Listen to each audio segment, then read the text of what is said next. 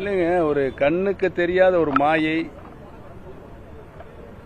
கீழ்மட்டத்தில் அடிப்படையில், ஏன்னா இந்த இயக்கம் தொண்டர்கள் இயக்கம், தொண்டருடைய எண்ணங்களில் அடிப்படையில் கழகம் ஒன்றிணைய வேண்டும் என்றுதான் அவருடைய எண்ணமாக இருக்கிறது. நாங்கள் சொன்ன வேற வேற அர்த்தங்கள்லாம் சொல்றாங்க, அசிங்கமான உதாரணம்லாம் சொல்றாங்க. அதை நாங்கள் சொல்ல விரும்பல. தொண்டர்களுடைய விருப்பம் கட்சி இணைய வேண்டும்.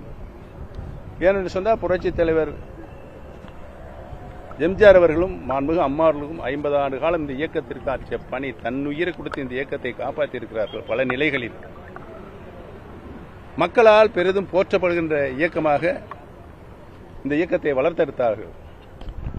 அந்த நிலை மீண்டும் வர வேண்டும் தான் தொண்டர்கள் நினைக்கிறார். தொண்டர்களின் எண்ணம் ஈடேற வேண்டும் என்றுதான் நாங்களும் தர்ம யுத்தத்தை நடத்தி கொண்டிருக்கிறோம்.